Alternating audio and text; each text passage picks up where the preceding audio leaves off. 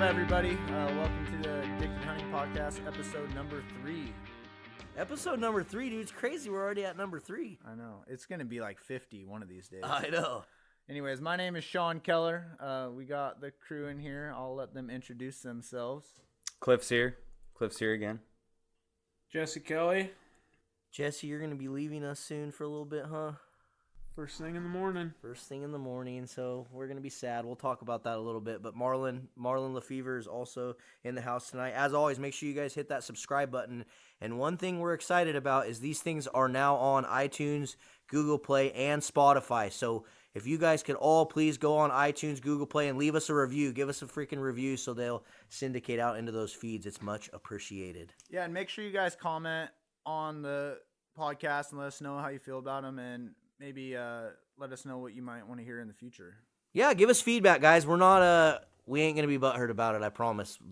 We're making these so you guys are enjoying listening to them. So if you guys got pointers for us, let us know, and we might make a change. So today we're gonna talk about rifle deer season, since we're kind of in the midst of it, right in the middle. It's starting to peak for us. Hopefully it's gonna get good. It can't get any worse. It can't get any worse. We're going to kind of talk about what we've dealt with so far and what we're looking forward to in the coming season. Up and coming weeks, yeah. And if you guys are out there listening, comment. Let us know how your season's gone so far. Have you guys whacked any bucks? I know if you guys are members of our group on Facebook, the Addicted Hunting Forum, there's been some pretty nice ones getting posted in there. So there's still some deer getting killed, even though we've struggled with this annoying hot weather. Yeah, there's been some really impressive bucks being killed considering. Yeah. So, anyways, let's jump into opening weekend of deer season. We had a lot of events transpire. Well, so first of all, you guys all are archery hunters. I actually buy a rifle tag, so I'm actually true-blooded rifle hunter over here. These other guys are just posers. I'm full-blown all archery.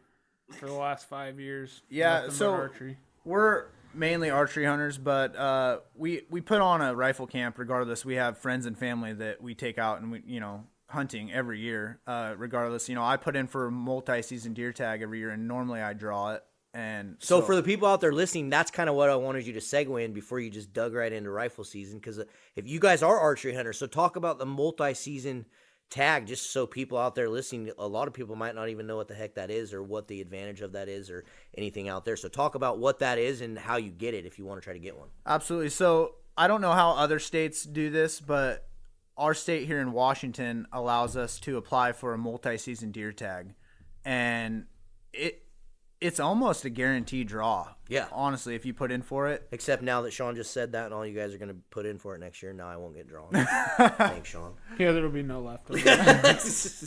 Just kidding.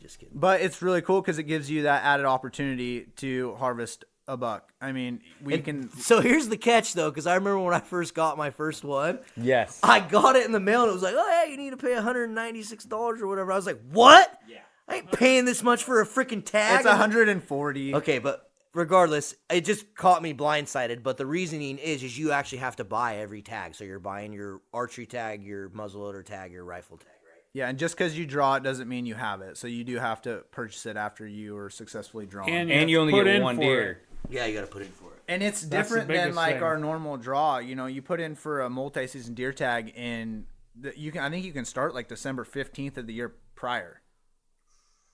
To enter it? Yes. I don't know. It's way earlier than our actual special draws. I know that. It is earlier. And I believe it ends like March 31st or something like that. $7 for the point to put in for it, but then you have to submit that point, and most people don't submit the point, and you don't get put in for it. Yeah. Yes, that's a very good point. You got to make sure that you submit it. Yeah. Hey, WDFW, if any of you employees out there are listening, can you please make that a little bit easier for some of us idiots to understand? Because it is not. I'm a pretty tech-savvy person, and every year, it's like your guys' system, the WDFW system, is not that user-friendly. Oh, dude, the website, I forget how to do it every time. Dude, it takes me like crazy. At least 40 minutes to figure out how to get to the special permits. Yeah, you want to talk about some money left on the table there, WDFW? If you made that a little bit easier for people to use, you'd be selling a lot more special tags, I tell you that. Seems like they're kind of working out the kinks. Hopefully they're working out the kinks on that. But anyway, so it gives us an extra opportunity. We can basically hunt archery, muzzleloader, rifle, and it gives you from September 1st to December 31st, depending on what units you're hunting. That's bad, eh? Yeah, you get 3 months of solid hunting. Yeah. Which, So it's like You Wyoming. can't kill a deer. I'm gonna be the Debbie Downer on this one right now. It's like Wyoming, dude. and I'm gonna tell you why. Like, Washington State, like, we have okay hunting. We don't have the greatest hunting. I'd rather take my money that I'm gonna put towards that tag and go somewhere else because I'm gonna $7. No. If I pulled it, is what I'm saying. Yeah, no, the $7 it's cheap to put in. Yeah, that's fine. But I'm not gonna pay the $7 and then have to pay $140 or whatever it is. So I've never put in for it. I don't really have. Plus, I have a hard time putting my bow down. So I guess that's one of the biggest things. I have a lot of friends though that pull it and then they just bow hunt the whole time because you can do that. Yeah, absolutely. Yeah, you kidding me? Absolutely. Bow hunt during rifle. But if late you have the season? advantage, Exactly. That's It's what like a lot of my friends. The time that you should have a bow in your hand. Exactly. They're middle of the rut, and you got a freaking rifle. It's like it's not even fair. Oh, it's fair. No, I was it's just not. gonna say, yeah, Marlon's October gonna have a different 31st. opinion. It's like the day of big bucks. They're dead. I mean, I know. I want to take Give October the archery- 31st off this year. yeah, archery guys, give them a chance. Give them that. You We guys should get get a peak hunt. rut. Let me come hunt over on the east side, and when you're over there, like Thanksgiving time. Let me come over there with a rifle. You See what can. happens. getting- High Oh buck yeah, hunts. if I get a special draw, it's like No, high one buck person. hunts. You- High buck hunts. There's September rifle deer tags that you can go over the counter. You just haven't looked into them. There's not. I Because cannot them go rifle hunt hunters, there's no roads up there, so you True. can't. where you guys hunt in archery. I cannot go hunt with a rifle when those deer are running. Ever. yeah, you have to draw If it. you It's do a a special permit, draw. yeah. Ever. And that's a giant freaking unit that's open in the early season, and we don't even get a chance at those Yeah. deer ever when. I'm talking like way up north. Like I know there's other units you can go hunt those effers when they're rutting with a rifle, big bucks. but If you get in the right area. Just saying. Fights are gonna break out. Just soon. saying, there is Here we September go. rifle tags. They're sitting on the same side of the table too. For everybody who doesn't know that. Anyways, we all have our issues with. Sorry, I brought that. I just turned it to this hostile environment. We don't You hear a get to bunch hunt. of ruckus. There's nothing going on. We don't get to hunt the deer when we want to with the firearm or the weapon of choice that we want to. But that's the name of the game. That's kind of the fun part about it. I mean, I get it. It would be a slaughter. Oh yeah. It really would. If they allowed rifle hunters to go into some of those east side, when those bucks are migrating out of the mountains and There's stuff, nothing I mean, left. they would just get murdered. Oh god, yeah. It would It'd just be get bad. And so I understand So it. I bad. understand it. But to say that it's easy to kill a nice buck with a rifle, it's not. And I know a lot of hunters that every year they hunt their asses off and still don't kill that great of bucks In this Oh, state, right. yeah, for sure. with rifles. And you know, No, it takes a lot. I mean, the first nice buck I've shot in 5 years was last year, and I shot it with a shotgun. So I've almost shot all my deer when I rifle hunted with my shotgun. Yeah. Right around my house. yeah, That was like the best thing. shotgun hunting's a lot of fun too. It's a lot like archery because you got to get close. You Yeah, can't I've never shoot done 'em- that. You can't shoot them far away. for It sure. is, yeah. When you're hunting with a shotgun, it isn't within archery range. But anyways, let's. Yeah, we got derailed here. Yeah. We got sidetracked. So, if you guys haven't heard about the multi-season deer tags, look into it. It's pretty cool because, like I said, you get to hunt for 3 months out of the year, depending on what units you're in. That's Paps. So we're gonna dig into our opening weekend of rifle season. The weather here, as you all have, I'm sure, have seen, has been really warm. Yeah, And it was sunny. like 78 degrees today. Yeah, it was tough, and we all coming into this, the opening weekend of rifle season, we knew it was going to be tough, but we're not going to not hunt. We're going to go. No, we out all and- still went and yeah, camped and. Yeah, and It was great for camping. oh yeah, Great weather for absolutely. camping. Yeah, it was great. It was a glamping weekend. Yeah, exactly. So yeah, we got out there and we all had a really tough time finding deer from the sounds of it. I probably only seen a handful of deer the entire weekend. I got a chance at a bear and missed him, which that sucks, but that happens. Seems like there's too many of those darn things out there anymore. But how was your opening weekend, Cliff? Yeah, you took your son out. Yeah. So it's his first time out. And just so everybody knows, he's we just adopted him. He's new to everything. Like, I mean, he super green.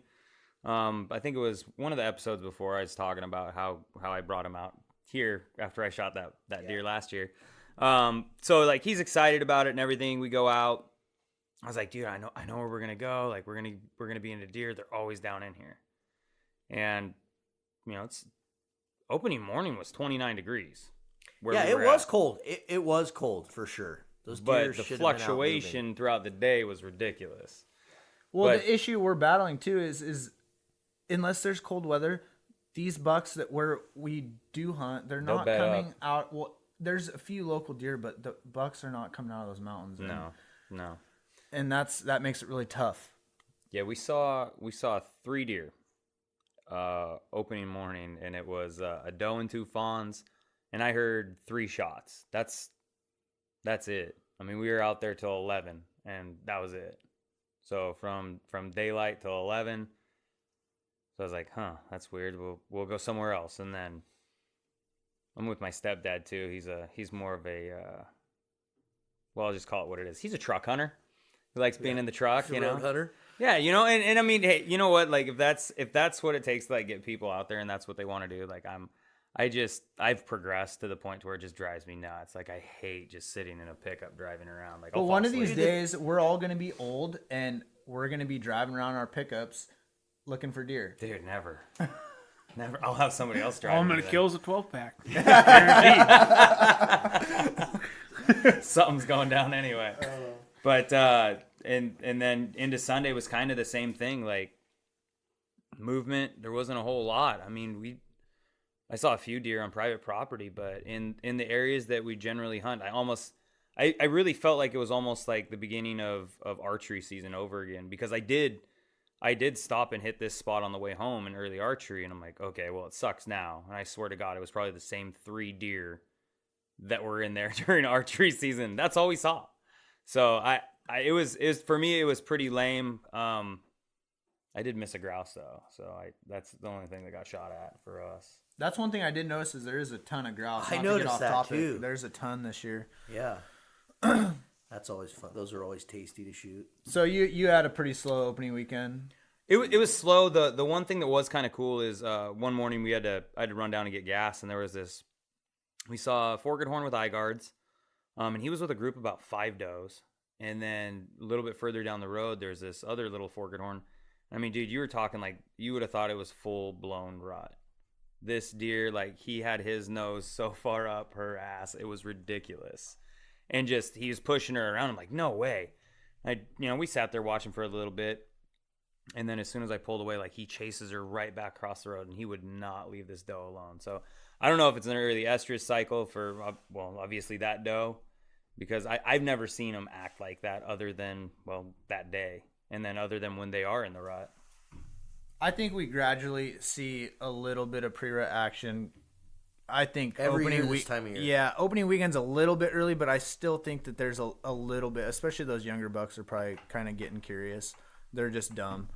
But it's hard to tell. That's why it's a 3-point unit now. Yeah, there's guys saying that there's bucks rutting, but I mean, you guys year after year, these deer rut the same time every year. It's like clockwork. Like just because you've seen a buck chasing a doe doesn't mean the rut's on. In my eyes, that's how I feel. But it's hard to say. We don't know. They don't all rut at the same time though.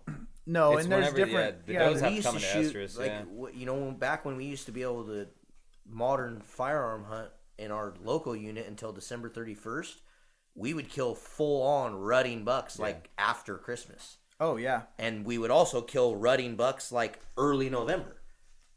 Well, so they're rutting. There's always that second cycle though. It seems like from what I've seen. But to say that there's a cycle early October, I think is a little bit far-fetched. I just think it's in their blood to like chase does. I think they're just kind of confused. That's my opinion on it. I'm no biologist, so I would not know.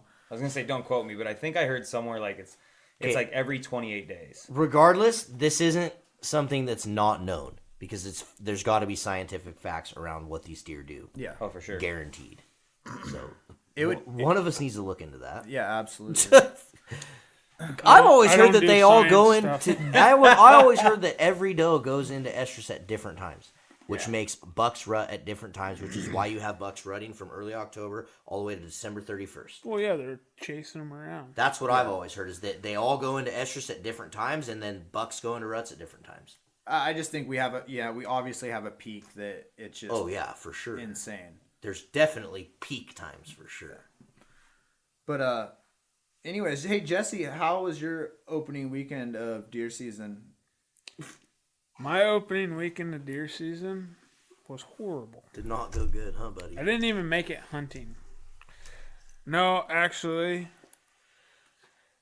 I was heading to go meet my dad to take him hunting, and Mr. No Sleep fell asleep and wrecked his truck.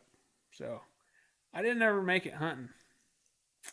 And then, I had to walk about 13 miles to camp. Finally made it to camp. Because where you wrecked your truck, you had no service, right? Zero. Yep, zero service. It was like 2 a.m. or something, wasn't it? No, it was about 4:45 when I wrecked. Yeah, so That sucks, sucked. dude. So everyone out there listening, be safe. Get your freaking sleep. It ain't worth it. Just pull over and take a freaking nap if you have to. Jesse's a prime example, and he's not advocating for trying to freaking get out there and drive on no sleep. I was pushing. Yeah. When it come hunting season, That'll happen. we have such a short time to hunt. Oh, dude, we're all burning both ends of the candle. Yeah, dude.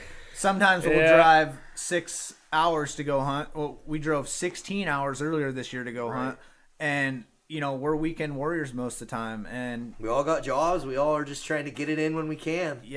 sometimes you really got to take a step back and realize that you're not What it immortal. comes to is once you start getting a little older, Red Bulls don't work as good as they used to. No. Like, it don't matter. When you're tired, you're tired. Yeah. Like, That's a fact. you're not a 21-year-old with a little freaking fire under you, and you can just keep going. It don't work that way. That's the truth. No matter how many Red Bulls there were, it wasn't going to happen. It wasn't gonna happen. So I think we all kind of had a tough opening weekend, and this weather this week has made it really tough for us to hunt after work because it's been sunny and 75 degrees. But I think that I'd like to talk about some of our hunting tactics that we use when the weather does cooperate with us, and maybe even hunting tactics we use when the weather isn't so cooperative. So one of the things I've been doing, our opening weekend was just as terrible. We didn't even really hunt. Our plan was to fish. So we floated, and we had rifles in the rafts and the boats, and if we saw a deer, we were going to shoot it. But we were just trying to catch steelhead. It was one of my buddy's birthdays, and the weather was hot, and we just weren't really that into trying to go kill a deer. So we went and caught some steelhead, and it was fun. Cast and blast. Cast Those and are blast. fun. You never know. Could have got lucky, but We've didn't. actually been productive doing that before. You have We before. have been. So, I mean... But one of the things I do this time of year, I always take advantage of just getting my areas ready. Like I just got a ground blind set up. I got some trail cameras set up in the areas, and I've been taking my shotgun and with me in the areas that I'm going to be hunting later, just to kind of get ready, get trail cameras out when the weather does get good, so then I'll know and be prepared for when the deer actually start moving through. Yep.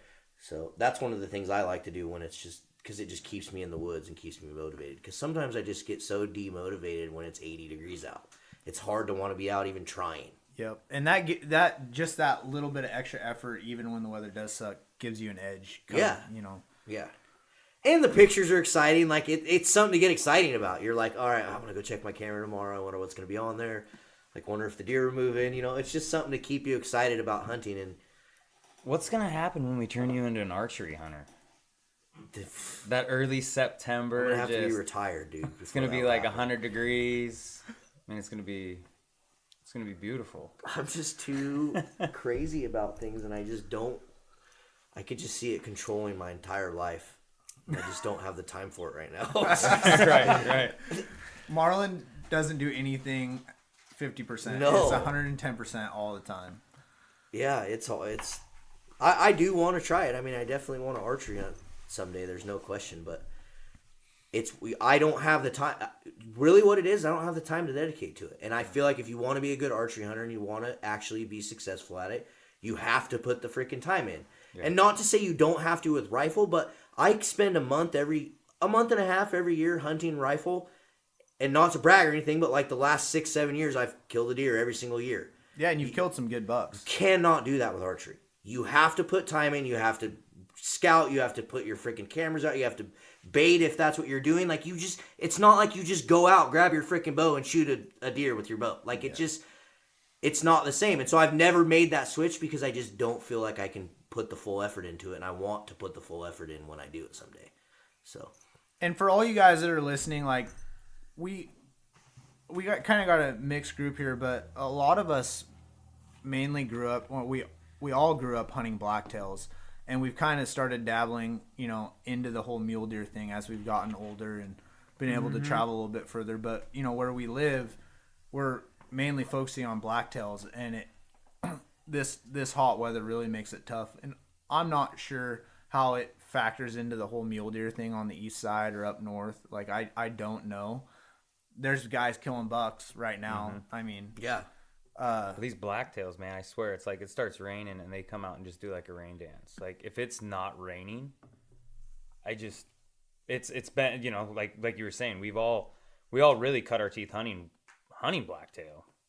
And it's like I get out the other day, I'm like, I'm gonna go through this little hike. I've gotten a couple nice pictures of two pretty nice bucks in one of my little areas, and I'm like just gonna do a quick shotgun hunt, right?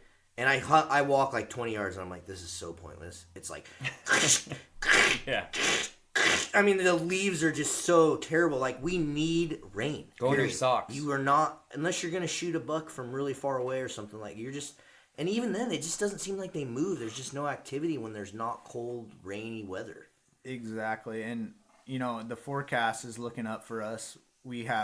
According to the forecast, we have a full week of rain next week, and I think that there's going to be some bucks dying. Have you guys ever killed any bucks, like any nice blacktail in hot weather? Like nicer weather? I did. It was my first. What do we classify as? And he was bench legs, so I mean over there. That doesn't count. No, I'm talking like West. I'm talking like these Colombian blacktail deer. The ones that we know to be like rainy bench weather. legs still they love hot weather. Yeah, a lot of them do. They're out in that open country hillside kind of. We're talking they act different, right? Thick. Yeah. Fur, undergrowth, just like nasty. Blacktail, yeah. These freaking gnarly blacktail that we all hunt. I've never killed one in like hot weather. Ever. The biggest buck that I ever had a chance at, it was middle October, 1:00 in the afternoon. I had skipped school. This was when I was in high school. I had skipped school without telling my parents. I don't recommend this to any children listening. Come on, you only live once, right? Yeah. No, we're not advocating for that. But I think the key factor in that, it wasn't hot out. It was middle of the afternoon. It was sunny, but it was down to 30s in the mornings. But I was hunting with my muzzleloader, and my muzzleloader misfired. The cap went off, and the powder didn't ignite. But I had one of the biggest bucks I've ever had. 1:00 in the afternoon, middle of the day, middle of October, sunny out, in a clear cut at 20 yards. And that's the only buck I can think of that was that kind of scenario. Yeah. But other than that, One was the 4-point opening day of elk season in September. Oh, yes. That one that had it 40 yards and couldn't get a shot at. But that was a good buck. Yeah, that was a really good buck, but we were hunting higher mountain stuff. Yeah. So I think that could have factored into that a little bit. Have you guys found that like the second weekend always seems to be the best though? Like as far as like if you look back on all the deer, that you guys have killed. October 31st. Yeah, so you're talking the third. I'm talking the end. October 31st. The Halloween bucks. It's literally, I've always known it as the day of big bucks. Like we don't go trick or treating. We go and find big blacktail. Yep. Because they're coming into rut. And I don't know what it is about it, but it just usually comes around about that time. The big bucks are coming out. And I've seen it just like you said, that just that last like week of October, like 28, 29, 30, 31st, like for some reason around that time, it's always every year there is a lot of nice bucks. 2002, when I was a little kid, we shot $7 in one morning Wow. on one right by my house. And I've seen the pictures of this, and it is impressive. And they're all really nice bucks. Yep. I think the smallest buck was a fork and horn, and it was still a nice fork and all horn. the rest were 3 points and one nice 4 point. But that don't happen anymore because that all that land that we used to hunt got bought and taken over, and people moved in, and you just can't hunt it no more. Yeah. And I think too, with that time of the year, you got so many things working in your favor. You got, you've had enough days of rain, and there's usually a few mixed nice days in there, but days are shorter. They're shorter, but then you have the rut. You have all these things that start working in your favor. That it just all comes together on that last week into week, that last week of October, for some reason, and. Yeah, I need to put that on the calendar there at work and get the 31st off. Yeah. Yep. What's that fall on? Wednesday. Pretty sure. I should just take Monday, Tuesday, Wednesday. I don't even hunt rifle anymore, and I still look that up. Yeah, it does. You're right on. It's on a Wednesday. Yep. So we're talking about blacktail hunting right now. What do you guys like to do? What's your favorite tactics when it comes to that last week of October when it starts to rain and the bucks are starting to rut? What do you guys do to be successful in the woods?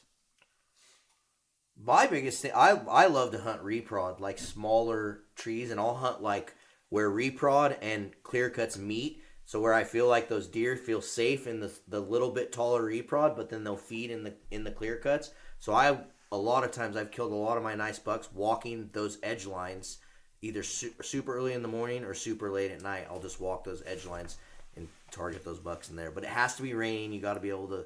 You can't do it if you can't be quiet. Yeah, that's just all there is to it. I'm right there with you. That's my favorite tactic.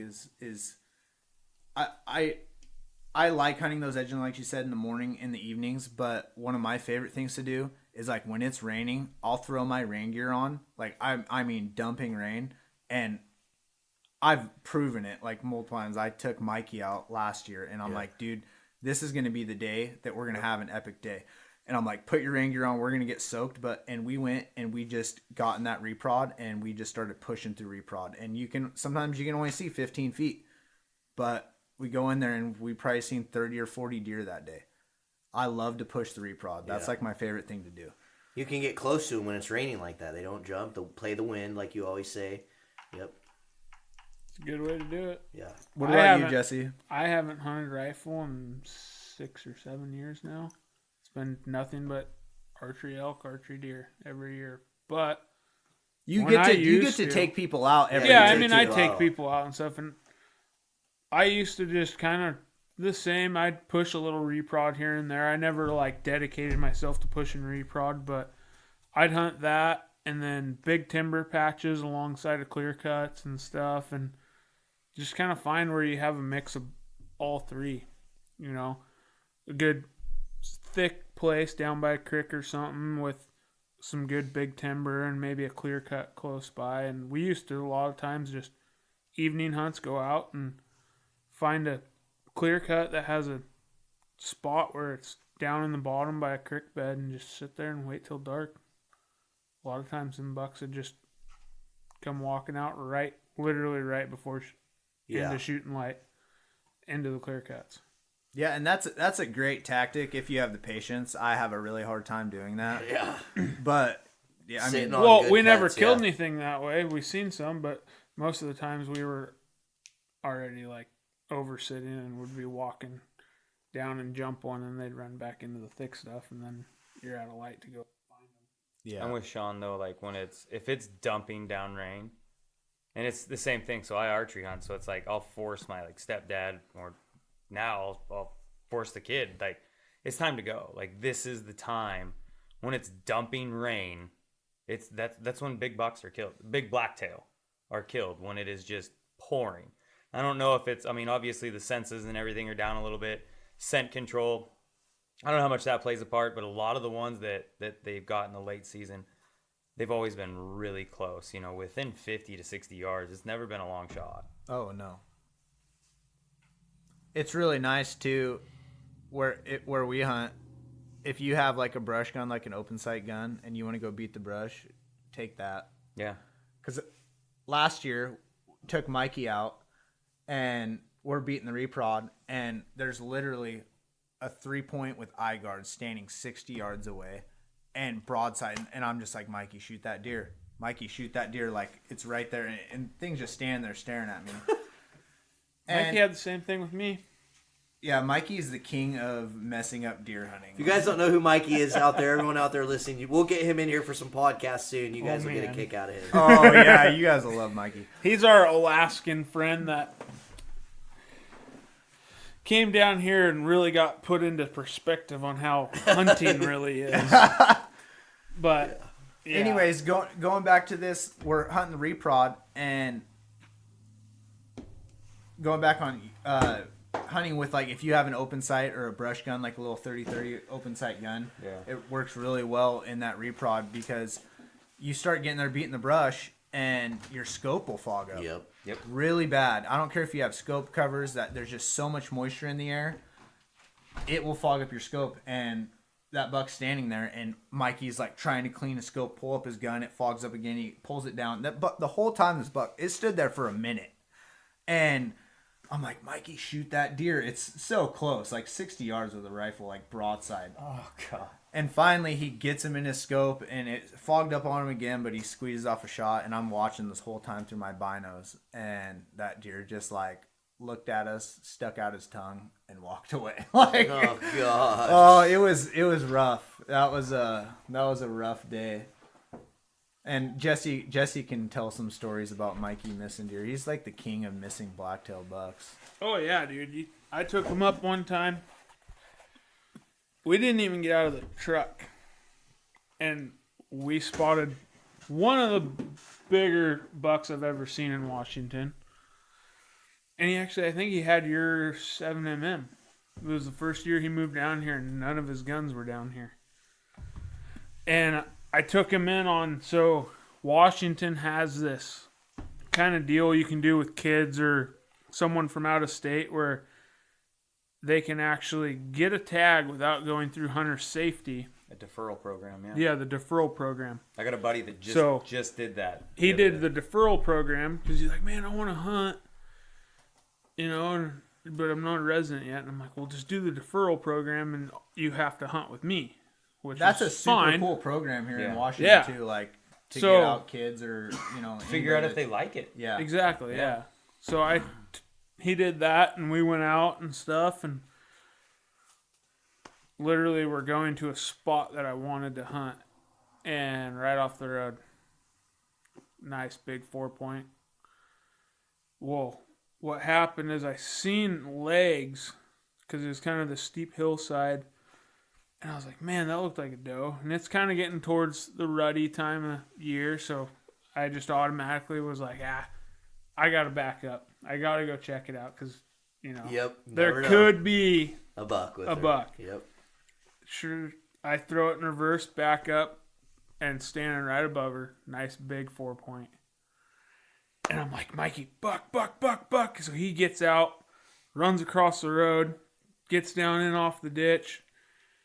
And I'm looking at him, and he doesn't flip the scope caps up.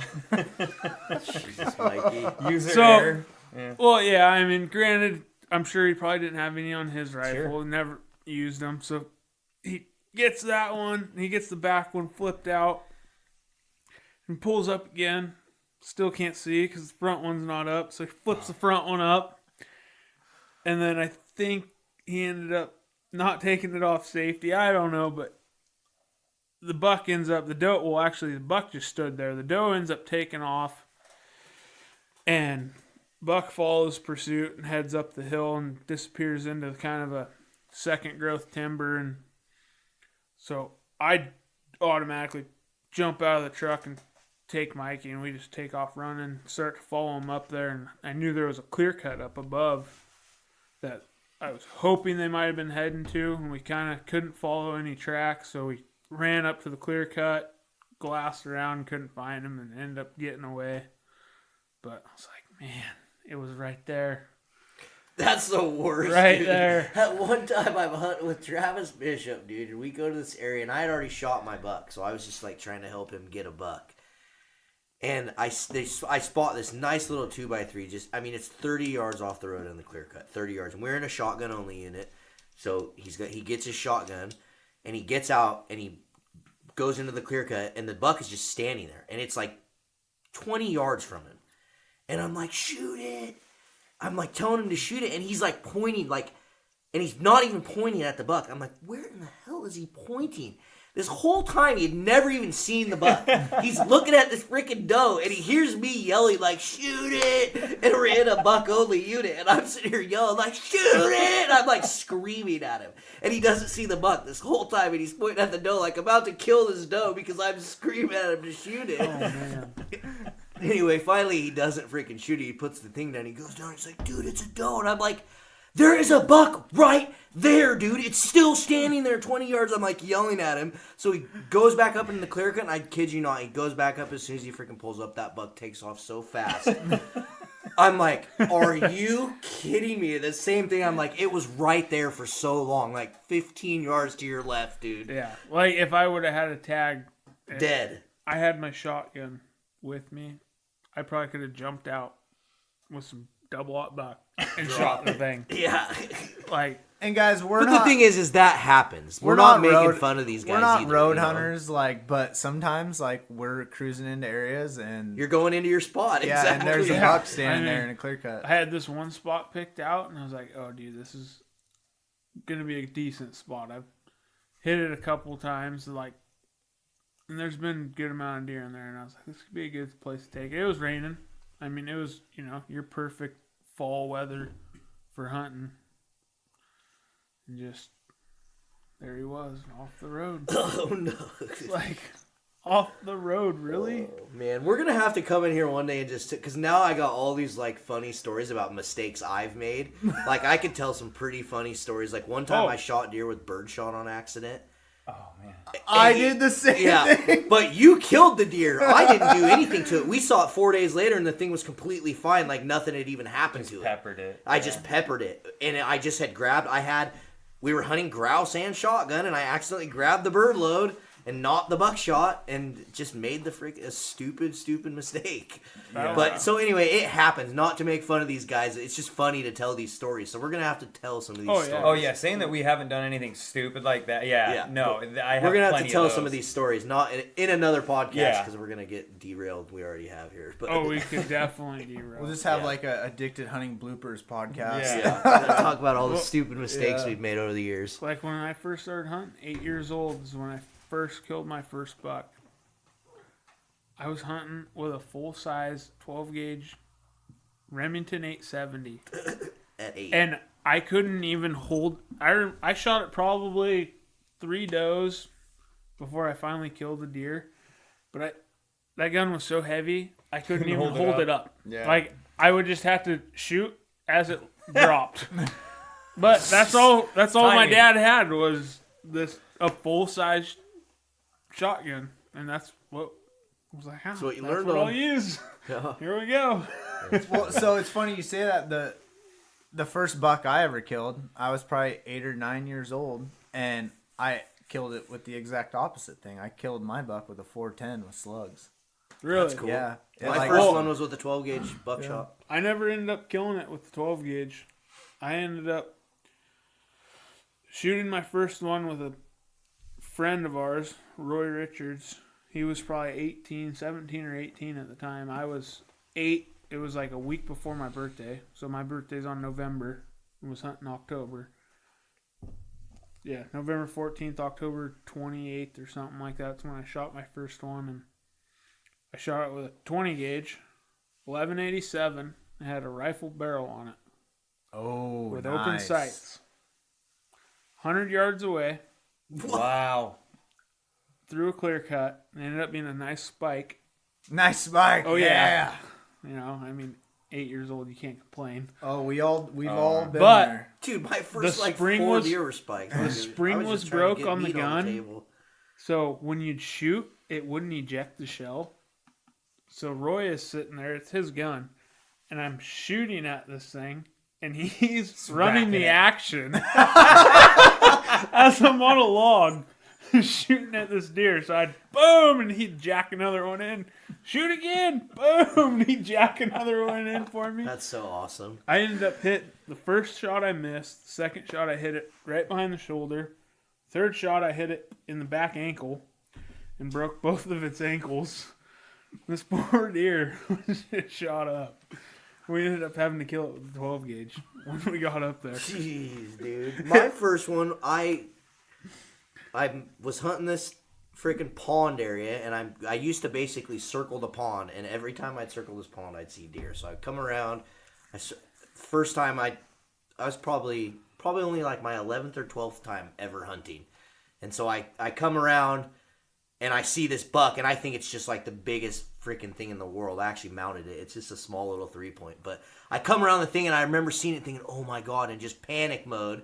I don't even remember aiming. Like, I literally remember just pulling up and just shooting because I was just so freaking excited, right? And the thing takes off running, and it's getting dark. Like, it was getting dark on me.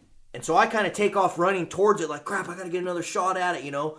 Well, it had already dropped, and I didn't realize it. And so I take off running right by it. Ran past it. I run by the thing. He's already dead, dropped. And then I'm like looking everywhere, and I start following these other deer that are like crossing this little creek thinking he's still alive and running. Then it gets dark on me. So then I'm like, oh my God, like I lost him. I mean, I went into like the most sad, I'm like, I just lost that deer, you know? And I start looking everywhere. I bring my flashlight out, and I'm like searching all over the place. And I just had assumed he had crossed the creek. Right? So I go home and I'm telling Lonnie and his dad and Bobby the story, and they're all thinking I'm full of shit, obviously, you know. So the next morning, Lonnie and his dad, we took my Jeep and we actually figured out a way to drive back there. We like in an area we shouldn't be driving back. Anyway, we drove all the way the frick back there, and we got back in there with my Jeep. And I'm not even kidding. Bob gets out of the truck. I'm not even out of the truck yet, and he walks like 20 yards. He's like, Marlon, it's right here. Not even joking. Like, it was right out in the freaking... I mean, when I shot it, he ran 10 yards and dropped. And I just didn't see it because it was getting dark on me, and I ran right by him because there was like 6 other deer with it. Oh, yeah. And I just ran after those other deer thinking one of them was him. And he was right there, but it ended up being a super nice 3-point, and I mounted him. It was super cold that night because it was in November, late buck. And so, Nice, that's awesome. super cold. The meat was completely fine. Nothing wrong with him. It was That's awesome. cool that you killed a buck. Your first deer as a buck you could, put on the wall. I was so stoked. Any buck, the first buck you kill can be put on the wall. But And shout out to Rick Leach Taxidermy, because I didn't realize it. I couldn't afford it when I killed it. So I actually European mounted it out the gate because I didn't have any money. I didn't keep the skull. I just freaking a kid. I don't have any money to mount this deer or whatever. So I European mounted it. Lonnie's dad helped me do it. And then I went to Rick Leach Taxidermy with a bunch of pictures of the buck, and he like searched for a cape that looked exactly like that, and then he mounted it for me. That's cool. And you can do, I guess you can, I didn't know you could do that, but Yeah. pretty sweet. Yeah, you can go back, and as long as you got a cape, as long as they can buy a cape, they can mount it. Yeah. So, Cliff, what do you got for rifle hunting experiences? I know you're a big-time bow man. hunter, but... So, just to segue into this real quick, does everybody remember the first time they shot at a deer? Yep. Yeah, I killed it. Dude, we're gonna have, dude, this is gonna have, Yeah, we're gonna okay, have we're to gonna wrap have to- things up into another podcast. Yeah, 'cause yeah, we're we're already going at to that 50 one minutes. then another time then. Yeah. But no, my experience is like, that's how I started out as rifle. But I was, over on the east side, I started out honestly as like a truck hunter, riding around with my stepdad and his buddy that he passed away. I don't know, about 10 years ago. Like really big part of like my beginning in hunting. And man, my first one, I shot a Forkahorn over there in. And When it used to be Fork and Horn. yeah, when it used to be. Yeah, so we're talking, I don't even know how many years ago since they changed that. But that was the so that was even still was 2-point. So that was a long time ago.